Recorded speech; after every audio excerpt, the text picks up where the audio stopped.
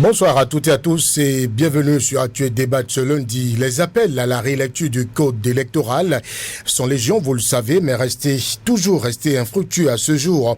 Quelles en sont les raisons? Les plaideurs s'y prennent balle. Comment trouver le consensus sur le code électoral pour un atterrissage réussi et paisible pour les élections générales de 2026, élections inédites dans l'histoire du renouveau démocratique? On en parle avec nos deux invités de ce soir. Henri Yambaudet, il est journaliste, et Nicolas Sokpetin, journaliste également. Bonsoir, chers invités. Bonsoir aux auditeurs donc de Radio Cotonou. Bonsoir à vous, Bill Haïtidi. Bonsoir, Nicolas. Bonsoir, Monsieur Yambaudet. Bonsoir, Bill. Bonsoir à tous. Henri Yambaudet à ma gauche et Nicolas Sokpetin à ma droite. Henri Yambaudet, c'est la première fois que vous prenez part à cette émission. Vous la suivez déjà? Écoutez, depuis un fort moment, Radio Cotonou s'est installé dans le vécu quotidien des auditeurs, des citoyens que nous sommes, et de loin, on observe tout ce que vous faites de bien et de beau. C'est le moment donc de vous saluer et de saluer donc toute l'équipe qui travaille ici. Ici, c'est aussi une fierté de partager donc ce plateau de décryptage avec vous, puisqu'on sait également que Radio Cotonou est suivi par milliers de personnes, que ce soit donc vos plongements sur le net et également sur la fréquence porteuse. Ça nous fait plaisir de vous recevoir. Nous aborderons également, chers amis auditeurs, la question de la collecte d'ordures désormais payante à compter de janvier prochain. Si le temps nous le permet, nous parlerons de l'escalade de la violence dans la campagne électorale pour les législatives anticipées au Sénégal et bien évidemment du président de la transition, Doumbouya, en Guinée, désormais promu général. Mise en onde de Actuel Débat ce lundi, Patrice Bédia, opération de prise de vue, job ticket, présentation Brice Bill Haïtidi. À nouveau bonsoir et bienvenue.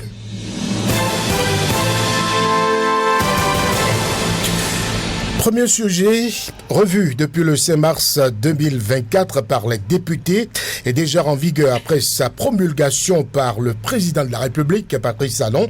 Le code électoral ne finit toujours pas d'être attaqué de toutes parts. Les appels à la rélecture sont légion, mais restés sans suite à ce jour. J'ai très envie de vous poser la première question, Nicolas Sokpetin. Pourquoi sont-ils restés vains, ces appels à la rélecture du code électoral à ce jour? Non, mais moi, j'ai mal que ces appels soient restés sans réponse de la part de ceux qui doivent prendre les décisions qui s'imposent.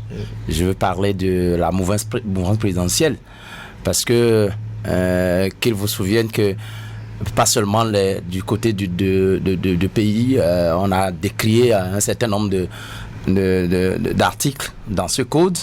Et à l'international également, beaucoup d'autres voix se sont levées pour contester ou en tout cas voir en ce code un certain nombre de partis qui sont porteuses de crise pour les élections à venir. Alors, seuls alors les hommes politiques de la mouvance qui ont la majorité à l'Assemblée nationale et qui peuvent prendre les décisions qui s'imposent peuvent nous dire réellement pourquoi est-ce qu'on ne répond pas à l'appel des autres, peuvent nous dire pourquoi est-ce que pour eux ce code qui malgré tout critiqué de tout part peut rester ce qui va nous conduire aux élections législatives, aux élections générales de 2026. Pour ma part, moi je pense quand même que au fait que vous soyez mouvancier ou de l'autre côté en face de la mouvance, je crois que ce qui doit importer, c'est le Bénin. Ce qui doit importer, c'est la cohésion sociale devrait pouvoir régner. Est-ce que vous, en tant que journaliste, vous êtes posé la question de savoir pour quelles raisons les appels à la rélecture n'ont pas eu de suite à ce jour? J'en viens, mon cher Brice. Allez-y. Au fait, le problème, je dis que qu'on soit de la mouvance ou de l'autre bord, on doit savoir que ce qui est important, ce qui est préoccupant, c'est la paix. C'est l'entretien qu'il faut apporter à la cohésion sociale. Alors, dès lors que nous estimons qu'il y a une partie de la loi qui organise les élections pose problème, autant que nous sommes, nous devons y réfléchir, nous devons poser les vrais pas pour aller vers cette conservation de la paix. Mais il se fait qu'au niveau de la mouvance, on fait des calculs politiques et politiciennes. Et on pense que ce n'est qu'en l'état que soit ça. Pour quelle raison vous taxez la mouvance? Est-ce que vous pensez que l'opposition, les acteurs de la société civile s'y prennent bien au point de se faire entendre? Mon cher Brice, on est dans le même pays. On a eu les acteurs de la société civile qui ont décrié le code. On a eu, comment appelle-t-on, le collège des évêques du Bénin qui se sont prononcés là-dessus. Il y a eu le clergé catholique. Il y a eu même de conférences organisées par l'Église catholique par le biais du Monseigneur Gagné pour dénoncer un certain nombre de choses. Je pense quand même que si on a fait tout ça, si de l'opposition à la société civile, on a eu à faire tout ça et que puis pourtant on se tait sur ce qui se dit, je pense que c'est parce que soit on estime que ce n'est que comme ça que nous pourrions aller et vaincre les autres par rapport aux élections. Or, il se fait que ce n'est pas une question de soi, ce n'est pas une question de parti politique, c'est une question de cohésion sociale. On en a eu en 2019 avec les élections législatives, avec ce qui s'en est suivi. On sait ce que ça continue d'engendrer jusqu'à présent. Et puis ici, on se tient encore, on tire encore sur une loi organique des élections qui sont porteuses de crise. Je pense qu'en temps normal, on devrait reculer. Eh bien oui, c'est parce qu'on sait que ce n'est que comme ça, parce qu'aujourd'hui, on a la majorité écrasante, et donc on peut se permettre tout ce qu'on veut. Pourtant, ma foi, je crois qu'en l'état, avec cette loi, ça n'arrange personne. Et là, je crois que la vision trompeuse... Autant la mouvance que l'opposition, selon vous. Oui, ça n'arrange personne. Parce que quand je prends par exemple l'article qui évoque les 20%, et qu'on jette un regard rétrospectif sur ce qu'on a eu à faire, je pense qu'on peut se dire qu'il n'y a eu aucun parti qui ait pu avoir les 20% dans toutes les circonscriptions comme le veut cette loi. Alors, quelles sont les intentions cachées derrière? Voyez-vous, il y a des thèses qui circulent déjà, comme quoi on veut créer peut-être ce vide juridique à la suite des élections législatives, qui permettra au président de la République peut-être... On va pas aller sur cette piste, Nicolas, s'il vous plaît. C'est des théories, c'est des images, c'est des opinions qui se... Je voudrais bien entendre Henri Ambodé sur la question. Est-ce que vous vous êtes demandé pourquoi ces appels à la réélecture sont restés vains à ce jour? Est-ce que les acteurs, les plaideurs se prennent mal? Est-ce que... comment, selon vous, devrait-il s'y prendre? Bon, d'accord. Avant de répondre à cette préoccupation, il faut d'abord relever que le code modifié, comme l'avait dit, et promulgué par le chef de l'État, il y a des articles qui font polémique. Il y a comme l'a dit, il y a le parrainage, il y a pour soulever les sièges, il y a le pourcentage 20% dans les circonscriptions électorales, il y a également l'accord de gouvernance. Et donc, c'est sur ces points-là que l'opposition, la classe de l'opposition arrive donc à dire que on peut pas aller aux élections générales de 2026 avec ce code-là, parce que tout simplement aucun parti politique, pour la classe de l'opposition, aucun parti politique ne peut pas arriver à réunir les 20% dans toutes les circonscriptions électorales pour arriver donc à soulever les sièges. Et donc pour eux, on va se retrouver, je parle donc des acteurs politiques, pour eux donc on va se retrouver en 2026 avec la même avec une assemblée nationale monocolore qui va se retrouver avec rien que des partis politiques de la mouvance, parce que pour eux aujourd'hui quand on prend les partis politiques de la mouvance, il y a une porte de sortie pour ces partis politiques là qui est bien évidemment l'accord de gouvernance, et ils estiment qu'avec l'accord de gouvernance, ces partis politiques là peuvent se donner la main pour donc soulever les sièges. Mais pourquoi jusqu'à aujourd'hui les appels ne donnent pas écho favorable?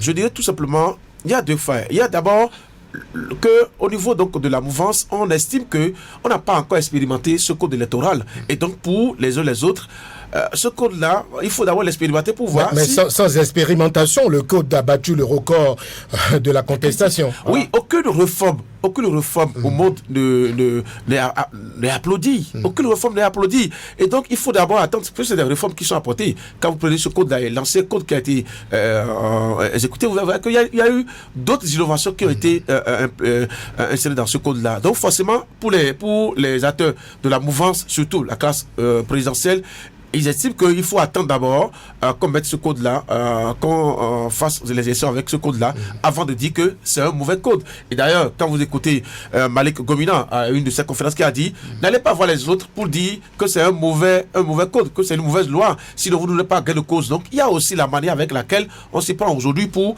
demander. Et donc, il faut déjà montrer que dans l'un ou l'autre cas, que ce code-là est porteur. Peut-être que je vais rejoindre Nicolas sur ce point-là, est porteur donc de quiproquo et tout le reste. Mais pour l'instant, pour les autres, il faut d'abord aller aux élections générales avec ce code-là avant de dire que c'est mauvais. Nicolas, en réponse qu'il faut rentrer dans l'action pour voir si effectivement il faut aller à une possible réélecture. Vous êtes d'avis? Mettons-nous simplement dans la pratique. Qu'en 2026, on organise les élections, les mêmes causes produiront certainement les mêmes effets. C'est-à-dire qu'on est à penser que tout qui est sûr en l'état, il est très à 90% que aucun des partis, même avec les accords de gouvernance, s'il vous plaît, parce que il y aura forcément des circonscriptions, parce que la réforme du système partisan qu'on a eu à faire, les grands regroupements, en fait, c'est une question d'éducation. Comment nous étions habitués à voter pour X ou pour Y, comment nous étions habitués à voter pour tel ou tel autre parti politique, il y arrivera que aucun parti n'aura les 20%. Alors, ça c'est ce qui, ma foi, sera dans la réalité. Mais c'est vrai qu'avec les institutions, avec ce que nous savons des manigances politiques, avec les tripatouillages d'élections, on peut s'arranger pour accorder en tout cas cette totalité des 20% dans toutes les circonscriptions possibles. De la sorte, les mêmes causes produisant, comme je le disais tout à l'heure, les mêmes effets. Vous n'oublierez pas les événements de 2019, parce que les autres, ceux qui seront en majorité contre ce qui va se faire, vont encore poser les mêmes actes et les mêmes désordres, les mêmes problèmes. Là où ça fait mal, c'est qu'on ne réfléchit pas que lorsqu'il y a crise, et comme c'est le cas en 2019, on a eu des pertes en vies humaines. Et quelle qu'en soit la manière dont vous allez vous entendre après, ceux qui sont partis, vous ne les retrouverez pas. Vous ne les reverrez pas. D'aucuns vont subir encore les coups, les exactions, se retrouveront en prison, comme ce fut le cas en 2019. Vous n'aurez fait aucun bien à ceux-là qui seront en prison. Eh bien, vous aurez expérimenté votre code, et là, les conséquences seront déjà là. Donc vous ne voulez pas qu'on aille à l'expérimentation avant de relire le code? Je pense que il faut éviter toute situation qui mettrait le pays dans un désordre, peut-être dans un chaos, avant de se rendre compte qu'on a commis des erreurs. Ce serait dommage, ce serait grave. Et cette façon même de penser pour ce qui se dit là, je pense que c'est méprendre ce que c'est que les crises sociales. Il faut en même temps, et tout de suite en même temps, penser que quand ça tombe sur l'autre et que vous ne dites rien, ça pourra vous arriver. Qu'est-ce qui doit être fait selon vous, et qui doit en prendre l'initiative? Non, moi je pense que le père de la nation, c'est le président de la République. Le seul à même de nous sortir de cette crise aujourd'hui, c'est le président de la République qui doit sonner la fin de la récréation au niveau de ces partis politiques qui le soutiennent. Il doit leur dire qu'il faut entendre, et ça je ne sais pas, il appartient peut-être à la mouvance, au parti de la mouvance, de nous dire quel est le sondage qu'ils ont fait. Quel est le pourcentage, quel est le pouls de la population qui accorde un prix à ce code électoral de nos jours. Je pense que au niveau de la société civile, en majorité, et dans les congrégations religieuses, on a eu beaucoup qui ont dit ça c'est mauvais. Et quand c'est mauvais et qu'on le dise, il ne faut pas penser que c'est parce que soit les autres ne vous aiment pas. Il faut penser que nous avons un truc à défendre ensemble, c'est la paix. c'est la cohésion sociale. Ce qui s'est passé en 2019, Henri a rappelé les propos du député Gominan. Ouais, voilà. Il dit qu'il ne faut pas a priori dire que c'est mauvais. S'il vous plaît, les propos de Malik Gominan, cette recommandation qu'il fait, lui par exemple, Gominan, c'est un grand frère que je respecte beaucoup. Parce que il a ajouté que les portes ne sont pas fermées pour la rélecture. Non, pourtant quand vous écoutez un certain nombre de députés comme Ordan Aladati, mais vous ne sentez pas que vous ne sentez pas venir une porte qui vous serait ouverte. Vous semblez faire marrer Henri qui a envie de réagir. Je sais pas. Nicolas donc estime que nous traversons une crise. Non, on va pas dire ça. Nous avions traversé une crise. Non, on va pas donc dire ça pour faire peur donc aux auditeurs. Écoutez, pour ce code qui est là. C'est vrai que la difficulté aujourd'hui pour les uns et les autres, se réside au niveau du pourcentage. 20% dans toute la circonscription électorale. Au niveau du parrainage, c'est vrai que, oui, on a eu à faire le jeu jusqu'à ce que, au moins, dans les 3/5e, les maires ou bien les députés peuvent parrainer au niveau donc des élections, de l'élection présidentielle. Mais c'est au niveau donc du parrainage, du pourcentage pour soulever les sièges que le problème se pose. À ce niveau-là, oui, même le parti démocrate, les démocrates qui estiment que ce code-là n'est pas un code à expérimenter, n'est pas un code à faire, doit déjà ne pas se laisser faire, parce que les élections se préparent déjà. Les élections se préparent déjà, et donc ils doivent travailler résolument à garder leurs militants en place pour que, en sortant, ils aient les 20%. C'est vrai. On compare ce code-là à l'ancien code qui avait prévu 10%. Et c'était difficile pour les partis politiques, bien évidemment, de réunir les 10%. On sait, il y a des partis donc, politiques qui étaient aux élections, mais qui n'ont pas pu arriver donc à réunir les 10%. C'est vrai. Mais on avance.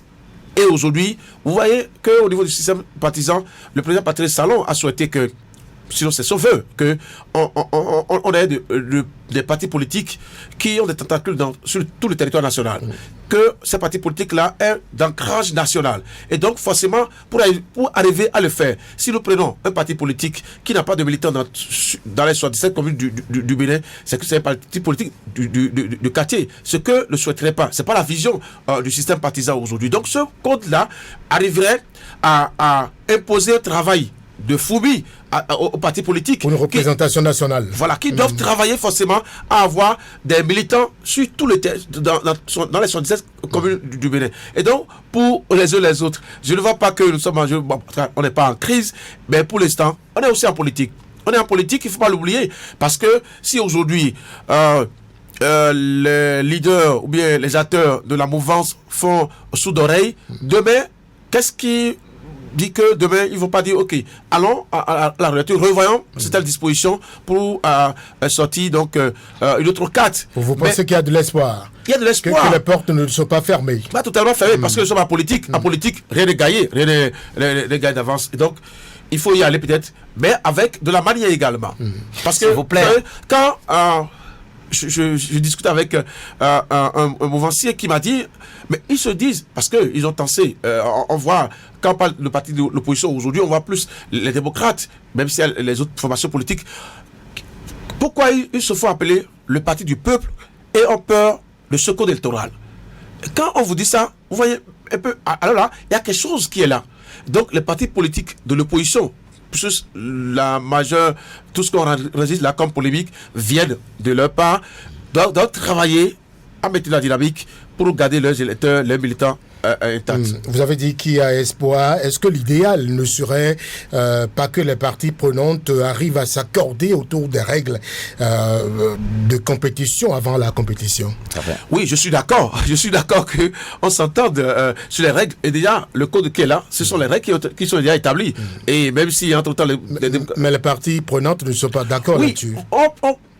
n'oubliez pas, cher Brice a dit qu'on est en politique et on ne peut pas donc donner des armes à un adversaire pour tuer. Chacun doit se battre. Chacun doit se battre, c'est ça, en réalité. Et ce code-là, oui, vous pensez qu'au niveau même de la mouvance, qu'ils n'ont pas peur à un moment donné, quand ils vont relire l'article 132 qui parle donc de parrainage, mais d'autres articles qui parlent donc de pourcentage, il faut se dire, mais écoutez, comment nous allons le faire? Et déjà, il faut que dans les soi-disant communes, on travaille à mobiliser nos militants. Donc, je pense que ils n'ont pas peur, ils ont peur également.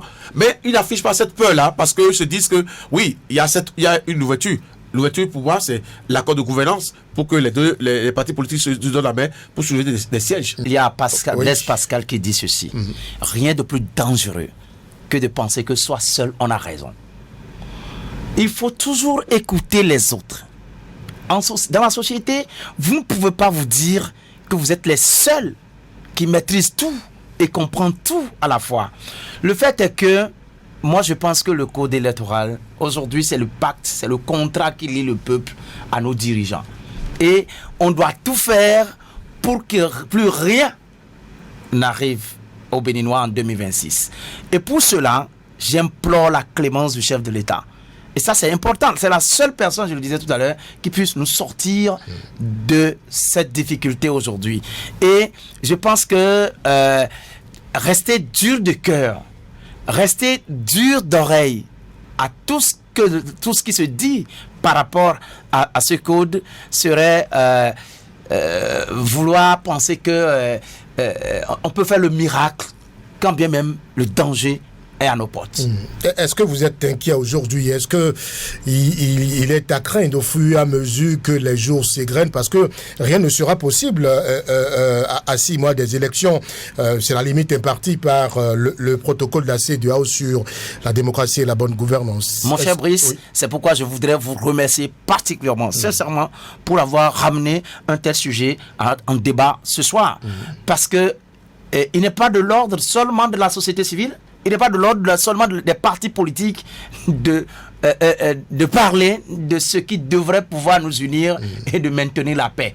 Je pense que en journaliste, homme de médias, nous sommes également de la société civile. Vous devez évoquer des situations de ce genre pour que les uns et les autres puissent se faire entendre. Moi, pour ma part, je pense que ce code électoral n'est pas du tout ce qui peut nous amener à bon port en 2026 et qu'il faille véritablement faire quelque chose. Je pense que les gens de la mouvance qui estiment qu'il faut aller expérimenter, il faut faire ceci, il faut faire ça, ils ne seront pas épargnés quand il y aura danger. Dieu plaise au ciel que rien ne nous arrive. On ne va pas le souhaiter. On ne souhaitera pas, mais quand il y a un mal qui gangrène la société, il faut chercher les voies et moyens pour crever l'abcès. Mais Henri a dit qu'il y a de l'espoir. Il y a de l'espoir, oui.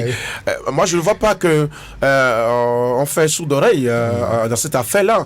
On a encore donc 2 ans devant nous. Bon, même si c'est pas totalement 2 ans, mais on a encore 2 mois devant nous. Et on peut s'asseoir autour de la même table pour parler, pour dire bon, qu'est-ce que nous faisons si vous pensez que cet article peut nous faire enregistrer, comme l'a dit Nicolas, une crise sociale. Alors, voyons comment faire pour nous sortir sortir donc cet article-là du code pour aller. Mais pour l'instant, je pense qu'il y a de l'espoir, mais il y a de la manière également avec laquelle il faut y aller. Ce ne sera pas forcément en faisant des colloques, ce ne sera pas forcément en faisant des chroniques, mais déjà attirer l'attention. Il faut y aller comment? Vous parlez des requérants, des demandeurs? Oui, vous savez que quand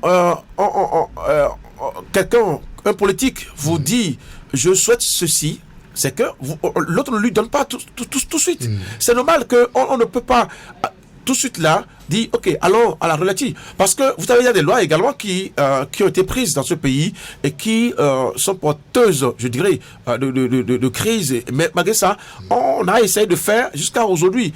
Et donc, pour moi, il y a encore de l'espoir. Tout n'est pas encore perdu. Mais les demandeurs peuvent s'essouffler, non? Mais non, c'est possible. Ah non, on est en politique.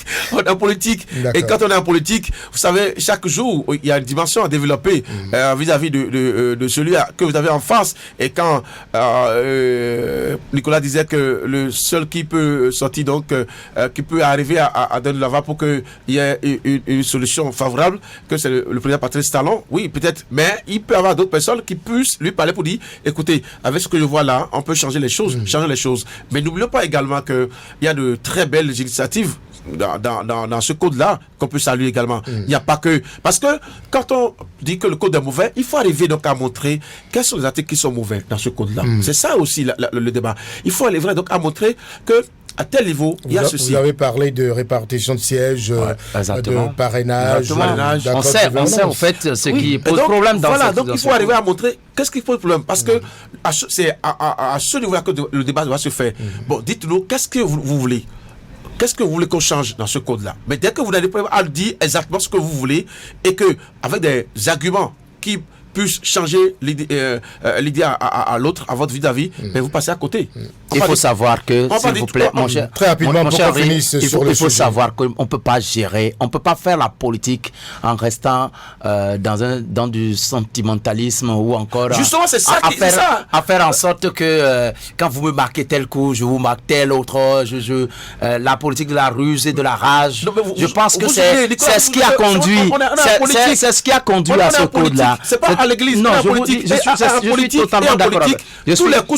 Je suis totalement d'accord avec vous. Mais ici, il est question de la vie sociale, il est question de la paix à préserver. Et ce code, les gens sont allés voter ce code-là sous le code de la colère, sous le coup de je dois vous marquer le coup. Vous l'ont dit. Non, mais justement parce que c'est au lendemain, vous vous souvenez, c'est au lendemain du rejet de la révision de la Constitution que ce code a été brandi, que ce code a été voté. Moi, je pense que oui, ils ont refusé de toucher à la Constitution, mais nous, on a d'autres moyens. Je pense que c'est de cette façon qu'on a réglé les choses en 2019. On se souviendra plus jamais assez de la politique de la ruse et de la rage et qui a conduit à ce que nous avons vécu en 2019. Et puis, paf, les mêmes causes peuvent produire les mêmes effets. Merci. Je vais rappeler aux amis auditeurs qu'ils sont sur Actuel Débat, l'émission de décryptage de l'actualité sur Radio Cotonou. Nous recevons ce lundi soir Henri Yambaudet et Nicolas Soukouetin, tous deux journalistes. Deuxième sujet maintenant, la société de gestion des ordures au Bénin va facturer ses abonnés pour ses prochaines prestations. Le paiement des redevances prend effet dès janvier 2025 et c'est par un communiqué que la société de gestion des déchets de la salubrité SGDS a informé ses abonnés de la fin de la gratuité de ses services. Un sujet préoccupant, Henri, pour les ménages et bien évidemment pour tous ceux qui bénéficient des prestations de la société. Non, on n'a pas donc à polémiquer autour de ce sujet-là.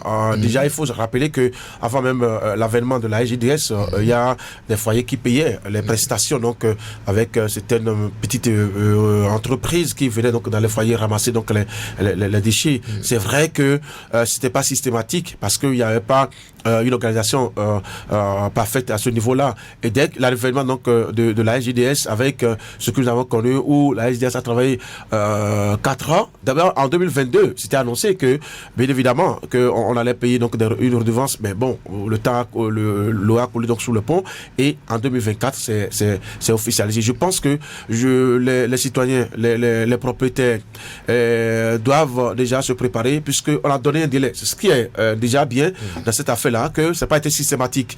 On a donné un délai. Compté de janvier 2025. Voilà, donc ils ont encore du temps pour se préparer et pour se préparer et pour faire face. Donc, se préparer comment? Quand on parle de la vie chère et tout ce qui...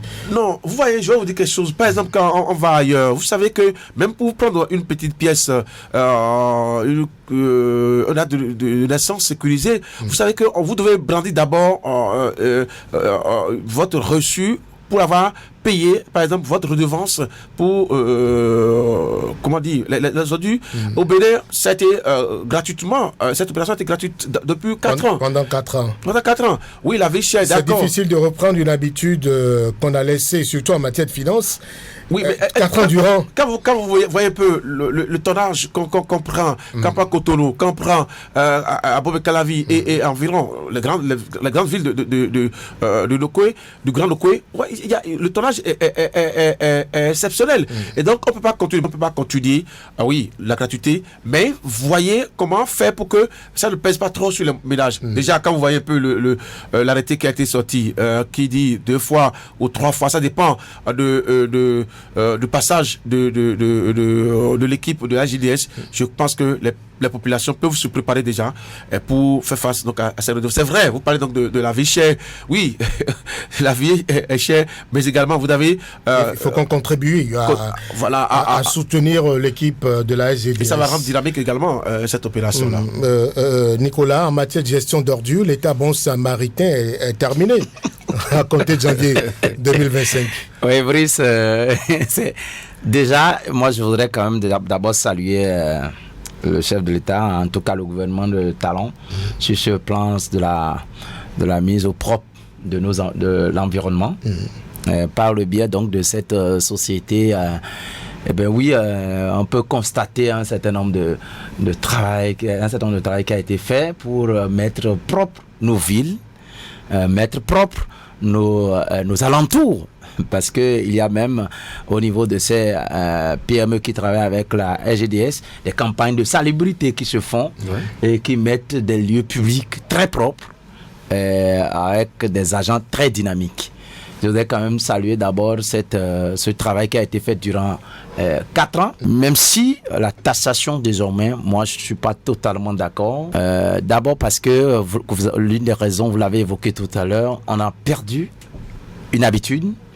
Les ménages avaient déjà l'habitude de payer quelque chose pour les petites et moyennes entreprises, les ONG qui s'en occupaient. Mais 4 ans durant, on nous a offert ça gratuitement, mais je pense quand même que les Béninois se sont déjà peut-être dit que le chef de l'État, en tout cas le gouvernement, ceux qui nous dirigent actuellement, ont jugé bon de nous aider. Ils peuvent le faire ad vitam aeternam. Oui, ils peuvent le faire. On nous rappelait on nous rappelait quand même que ça va passer de la gratuité au paiement. Ça, puisque à un moment donné, on a semblé nous faire oublier ça. Eh bien, nous, les ménages se disent que voilà, c'est du pain béni. Et là, on priait que ça allait, que ça pourrait aller comme ça, et que du jour au lendemain, on se lève encore pour ramener encore. Et puis la taxation, le prix annoncé, ce n'est pas ce que prenaient les PME, les petites et moyennes entreprises. C'était à la tête du client. Puisque les ménages ne produisent pas au même degré. C'est plus salé la facture aujourd'hui? Ah oui, 3 000 francs. Je pense que c'est de passage. Oui, c'est pas les non, mais c'est pas 3 000 francs par ménage. Bon, je pense que c'est en tout cas pour moi, il faut revoir ça et faire en sorte que ce soit moins lourd pour la population, parce que nous sommes déjà habitués à cette gratuité. Et moi, je me dis que avec la vie chère que nous traversons, ajouter cela encore à la facture, je pense que ça peut être la goutte d'eau qui va déborder le vase par rapport à la cote de popularité de mon cher président de la République. Et si on veut vraiment aider le président de la République, je crois que cette décision n'est pas forcément la bienvenue au sein de la population. Je ne sais pas comment la SGDS se prenait à faire ça gratuitement. Alors, si qu'on appelle-t-on, il y avait une manière de mobiliser les sous pour le faire. Est-ce à dire que la source a été coupée? Qu'est-ce qui s'est réellement passé? Il faut qu'on nous explique comment ça a été géré durant 4 ans sans que nous ne payions rien, et que c'est maintenant qu'on en arrive à demander encore cette charge aux ménages, qu'on nous explique ce qui s'est réellement passé. À mon avis, on peut aussi faire autrement en cherchant les voies et moyens de baisser la tarif. Et puis pour permettre en tout cas aux ménages de ne pas s'essouffler, parce que on risque en ramenant cette taxation, on risque de revoir encore nos déchets aux endroits où on ne les souhaite pas. Non, pas du tout. À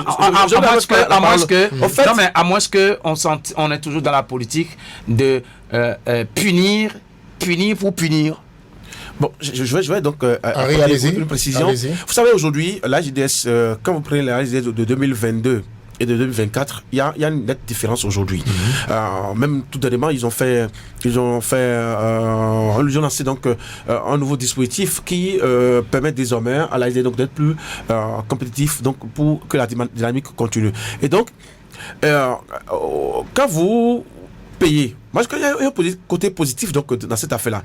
Quand vous payez, vous êtes obligé donc d'exiger la qualité donc de travail aujourd'hui.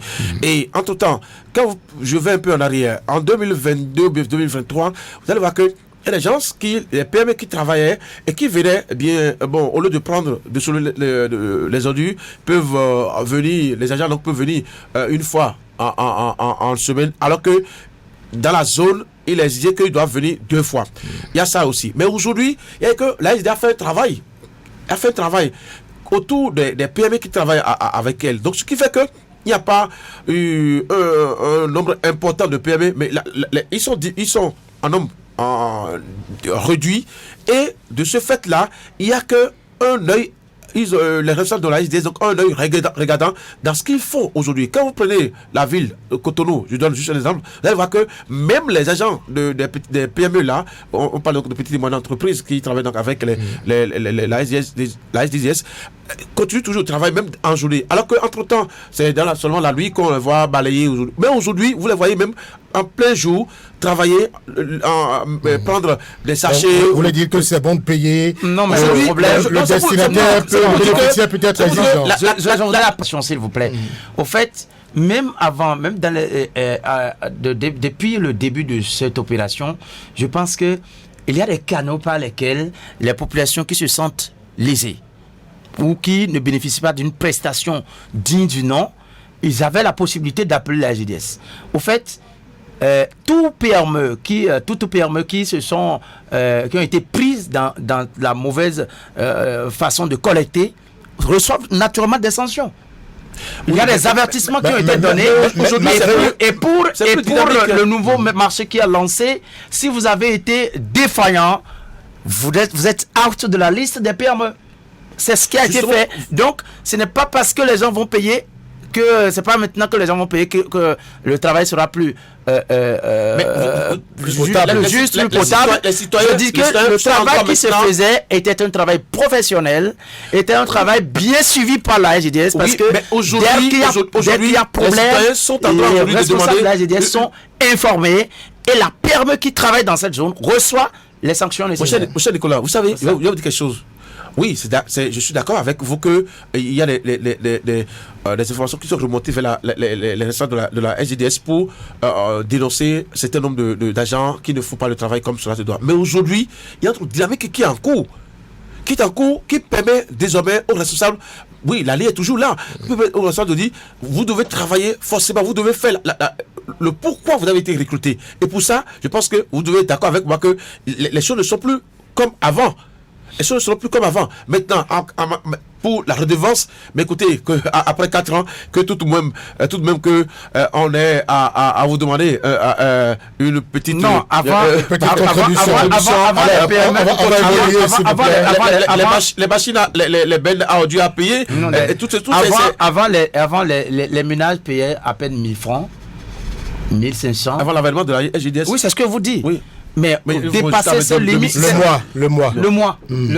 Dépasser ces limites-là, aujourd'hui, encore qu'en son temps, c'était pas obligatoire pour les ménages.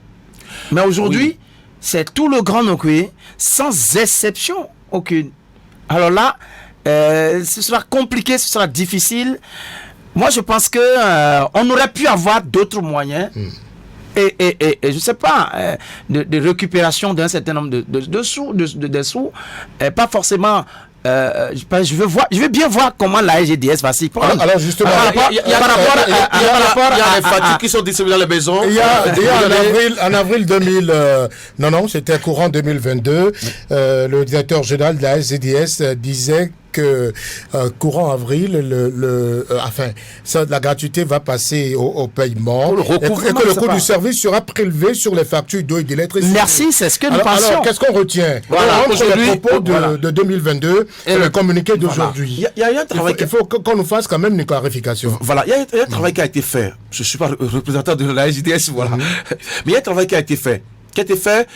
Pour qu'aujourd'hui, directement, les propriétaires qui reçoivent les factures, c'est pas les locataires, les propriétaires reçoivent directement les factures dans les maisons et indique donc pour la facture indique le montant à payer selon donc le nombre de passages de ménages voilà. Donc une habitation, si même il y a 10 chambres dans la maison, c'est pas un souci, mais c'est l'habitation qui au propriétaire qu'on remet la facture. Oui, ce n'est plus le même directeur qui est là, il y a un autre directeur qui est là, je crois que c'est un certain Gilles à Mossou. Donc il y a une autre équipe qui est là, qui travaille donc dans la dynamisation donc des acquis et donc ce n'est plus sur les factures d'eau et d'électricité. Mais est-ce qu'on le faisait déjà? Il faut qu'on le sache. Voilà, là je sais pas. Là je sais pas. Alors, là je sais pas. Bon, moi je me dis que bon, parce que tout le monde peut être sûr que depuis 2016, il y a eu un changement brusque au niveau des factures d'électricité. Le prix du kilowattheure n'est plus le même. Ce que nous payons jusqu'ici. Alors, vous avez l'impression qu'on prélève déjà. Bon, voilà, ce n'est pas moi seul. L'impression que la majorité des Béninois ont, c'est que nous payons déjà ces factures-là au prix du kilowattheure peut-être. Qui sait? Alors, qu'est-ce qui va se faire? Est-ce que le prix du kilowattheure sera maintenu? Et pourtant, nous serions en train de payer. Je voudrais voir comment la SGD va s'y prendre dans le recouvrement de ces fonds. Alors, parce que la difficulté que les PME avaient, les ONG, les PME qui se chargeaient de pré-collecte, les difficultés sont énormes dans le recouvrement de les agents. Et aujourd'hui, qu'on ramène... On va parler du recouvrement. Parce que c'est, en tout cas, cette stratégie... Nicolas, le communiqué stipule que les factures seront produites au nom du bailleur, comme l'a rappelé tout à l'heure Henri, et ce sont les locataires qui payeront. Est-ce que cette manière de procéder ne pose-t-elle pas problème? Est-ce que les bailleurs ne voudront peut-être... les locataires ne voudront peut-être pas payer. Il y aura des bailleurs qui seront défaillants. Il y aura également les propriétaires qui recevront les sous qui ne voudront pas payer. On voit des fois la SBE venir arracher le compteur parce que le propriétaire n'a pas payé alors que les locataires ont déjà soldé. Oui. Est-ce que ça ne va pas poser problème? La JDS donc n'a pas... Je ne sais pas, je n'ai pas connaissance des mesures coercitives pour donc demander aux propriétaires donc de payer. Mais c'est pour ça justement que la facture sera mise au nom du propriétaire pour que un locataire ne dise pas, par exemple, c'est pas ma maison, je ne paye pas. Bon, au propriétaire donc de s'arranger pour quand même payer ce qui et si le locataire ne paye pas? Non, en fait, c'est quoi? Je suppose que... Et si encore, ça fait je suppose que... à double facette. Et si le locataire paye, le propriétaire ne restitue pas. Voilà. Oui, mais c'est pas... Ça fait bonjour la pollution, non? Justement, c'est pourquoi je disais que je n'ai pas de connaissance des mesures coercitives mises en place par la SJDS. Mais pour ce que je sais, si Nicolas et moi sommes vos locataires, pour cette maison, c'est que la facture sera adressée à Bill Brice, a été dit, d'accord? Quitte à vous de vous arranger pour payer donc la redevance maintenant. Si par exemple, si c'est adressé donc à Nicolas ne pourra pas payer parce que il va dire c'est pas ma maison. Mais au nom du propriétaire, vous voyez peu. C'est ce que je comprends, mais c'est pas si les mesures coercitives qui ont été mises en place pour tenir. En tout cas, à mon avis, il y a un travail qui se faisait. Ah oui, voilà. Arrangez-vous, mes chères autorités, arrangez-vous pour nous mettre les lieux propres. Nous en avons déjà pris l'habitude. Nous demandons encore de payer. Déjà, prix, donc ça rentre en vigueur en 2025. De toutes les façons, voilà peut-être les tests de la République qu'il faut mettre en expérience et rectifier le tir après. On fait ça, même si ma foi, c'est encore une mauvaise façon de se prendre. Alors le paiement va se faire en ligne et a mentionné le communiqué, c'est une avancée, Henri. Ah oui, il faut dire ça, il faut donc mettre ça à l'actif du On gouvernement. viendra peut-être fermer le portail. La rupture qui, depuis eux, c'était donc mise sur le numérique. C'est vrai que les difficultés peuvent jaillir avec tout ce que nous savons. Est-ce qu'on aura, oui, on n'aura pas la difficulté comme peut-être dans l'établissement des pièces d'état civil où le site ne marche pas, tout ça, les ordures vont être là. Est-ce qu'on va pas rentrer à ce niveau-là, il faut déjà faire la part des choses. Au niveau de la NIP, je crois que le directeur doit donc déjà monter au créneau pour expliquer ce qui ne va pas. Parce que on enregistre plusieurs grognes. Parce que oui, est-ce que dans le cas de la SGDS, oui, il y a des factures qui seront... Si par exemple les sous sont disponibles, les propriétaires n'arrivent pas à payer, les ordures sont là, on ne ramasse pas, on va assister à quoi? Il y a une ligne, je crois qu'il y a une ligne de la SGDS. Bien sûr, il y a une ligne, mais on connaît. On dit, oui. Maintenant, ils doivent avoir aucune réforme des statistiques. Les statistiques, on va chercher peut-être la dynamique. S'il y a une faille quelque part, on va chercher à régler ça. Mon cher Henri, moi, mon problème, c'est que, excusez-moi du peu, peut-être que c'est... Quand c'est mauvais, il faut dire que c'est mauvais. Quand ce n'est pas bon... Enfin, le paiement en ligne, c'est pas une avancée selon vous? Non, je parle de... C'est-à-dire, je parle même du paiement. Mais est-ce que... Non, mais... Nicolas, qu'est-ce qui se faisait? Qu'est-ce qui se faisait? Qu'est-ce qui est fait? Non, on ne va pas continuer comme ça. Je prends la France aujourd'hui. La France, si vous allez chercher l'adolescence de votre enfant, on vous demande de faire sortir vos factures de redevance. Vous ne payez pas, on vous demande d'aller payer d'abord avant de revenir. C'est une contribution citoyenne. Et donc, forcément, on ne va pas dire, oui, on va continuer dans la gratuité. Il y a peut-être qu'on peut demander qu'on revoie les frais. 3 000 pour les ménages, c'est déjà trop. D'accord? Mais au moins une contribution, quoique modeste pour les citoyens, dans ce que... il faut aussi que la société communique véritablement, parce que c'est sûr qu'il y aura des bailleurs pour une maison qui va payer par exemple 3 000 ou 5 000. Le propriétaire va leur dire que désormais ils paieront, si c'est 3 ou 4 ménages, 2 000 francs par ménage. Oui. Ça lui fait 8 000 francs. Oui. Il faut que la SGDS communique véritablement. C'est le cas. Forcément. C'est le cas. Voilà donc des conséquences de cette décision-là. Parce que des propriétaires malveillants peuvent encore gruger des locataires. Mais quand vous louez, vous avez... Non, je suis désolé. Déjà sur la facture, s'il vous plaît. Sur les factures d'électricité, déjà quand la SBE vous donne la facture sur 170 francs le kilowattheure, mais le locataire paye 250 voire 300 le kilowattheure. Et ça profite au locataire. Et lorsqu'on en vient encore à la facture des déchets solides ménagères, c'est encore une autre voie ouverte pour gruger encore les pauvres locataires. Au fait, j'ai comme impression que dans ce pays, tous les pauvres ont tort d'être pauvres. Hein. Bon, c'est peut-être la loi de la nature. Nous allons poursuivre. Nous sommes en train d'égrener les dernières minutes de Actu et Débat. Nous irons maintenant sur le continent.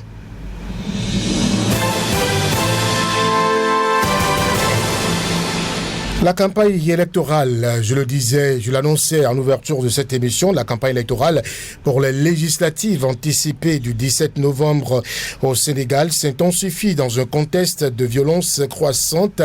Depuis le début, plusieurs incidents ont marqué ce processus, des incidents sur lesquels je ne voudrais pas revenir, mais c'est quand même des incidents, je vais y arriver, hein, Henri, qui suscitent des inquiétudes. Mais écoutez, les incidents pendant les campagnes électorales dans le Sénégal n'est pas le seul pays dans lequel on enregistre donc ces incidents, mais il faut déjà dire le contexte dans lequel se produisent ces incidents-là qui peut donc paraître inquiétant quand on sait que Sonko, déjà avec ses envolées verbales envers donc les anciens ténors de la République, déjà on peut comprendre qu'il y a de la tension depuis même c'est de bonne guerre. Vous avez dit qu'on est sur le champ politique. Oui, sur le champ politique. Tout à l'heure quand on parlait du sur le champ politique. Donc forcément vous avez de part et d'autre il y a des partisans et Macky Sall qui aujourd'hui pense que oui il va revenir pour montrer à ce jeu-là qu'il a encore de l'espace à politique dans le Sénégal. On va donc aller comme ça sans qu'il y ait les envolées. Mais ce qu'on va déplorer peut-être, c'est que ces incidents-là ne dégénèrent pas jusqu'à ce qu'on arrive, comme l'avait signalé Nicolas, qu'on n'arrive pas à enregistrer des pertes en vies humaines. Qu'il faut préserver la paix. La paix. Qu'il faut préserver Nicolas, la paix. la violence, elle est devenue récurrente dans les élections au Sénégal. Elle ne répare rien, cette violence. Et moi, je suis un peu désolé par rapport, déçu, j'allais dire, par le président Diomaye Faye et son alter ego, son premier ministre. Pour quelle raison? Non, mais parce que voilà deux jeunes qui sont venus. Diomaye Faye a appelé dans son discours d'annonce, il a appelé à la paix. Il a appelé que les choses se fassent. Non, mon problème, c'est au fait, comme le soulignait tout à l'heure Henri, les envolées de Sonko. Moi, je pense quand même que on peut toujours faire les choses dans une certaine douceur, même quand l'autre, vous le sentez avoir été quoi que ce soit pour le pays, même si vous avez senti que ceux-là sont les véritables poisons pour la République, il y a une manière de le dire, il y a une manière de le penser aussi, parce que vous le veuillez ou pas, ayant été le niveau du débat. Oui, justement, ayant été au pouvoir, ils ont certainement fait de bien aux gens, ils ont certainement des partisans, et ces partisans ne seront jamais d'accord que vous jetez de l'opprobre n'importe comment sur les autres.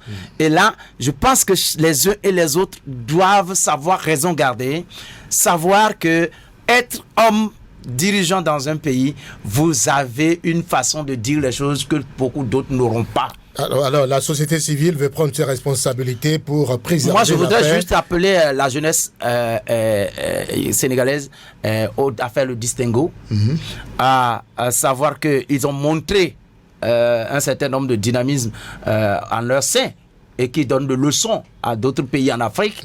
Je voudrais qu'ils ne tombent pas, qu'ils ne versent pas dans cette violence parce que ça peut ne pas être seulement au niveau du coup de la société civile, comme se mobiliser pour la paix, que peut-elle?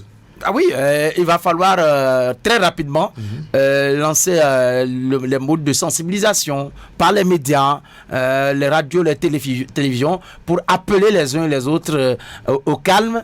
Les élections, les moments d'élection restent des moments de fête et de convivialité. Il ne faudrait pas que quelque chose nous divise, parce que ce qui nous unit devrait être plus fort que ce qui nous divise. Est-ce que l'État également, Henri, ne devra-t-il pas prendre ses responsabilités devant ce qui se passe au Sénégal pendant cette campagne électorale? Oui, déjà il faut revenir sur ce que Nicolas a dit. Il faut déjà que les acteurs politiques soient sensibilisés sur le maintien de la paix, parce que si ils sont les premiers chefs donc à être interpellés sur leur comportement dans la société, parce que ils sont les guides, je dirais, de cette jeunesse-là. Maintenant, l'État, vous avez rappelé les propos donc de Diomaye Faye qui a appelé donc à ce que ces élections-là se déroulent dans la paix, dans la quiétude. On doit donc normalement travailler dans cette dynamique-là. Mais il faut rappeler que, oui, le contexte aussi s'y prête, parce que Sonko et Diomaye Faye veulent avoir une majorité forte à l'Assemblée nationale. Donc, on veut jouer le tout pour avoir donc cette majorité-là. Mais il faut également arriver donc à limiter un peu, je dirais, les dégâts et aussi les envolées verbales. C'est vrai. C'est pas je dis revanche que ils sont là. C'est pas revanche que la population a voté pour eux. Donc pour Diomaye Faye. Donc il ne faut pas penser que tout est permis et continuer dans cette même lancée-là. Et Sonko doit se rappeler qu'en son temps, quand il faisait des meetings, il y a eu des morts, assez de morts. On ne va pas continuer toujours d'enregistrer des pertes en vies humaines. Et il faut travailler peut-être à maintenir la dynamique pour montrer que les élections sont des moments de fête, moments d'allégresse. Et après les élections, on travaillera pour le développement. Henri, Nicolas, on peut se dire bonsoir, bonne soirée. Merci Brice. Actu et débat sur Referme, merci d'avoir été des nôtres. Merci également aux amis auditeurs. Nos excuses, on n'a pas pu aborder la question de la Guinée où Doumbouya s'est octroyé un grade suprême au niveau de l'armée. On va y revenir jeudi prochain. Bonsoir. Prenez déjà le rendez-vous de jeudi.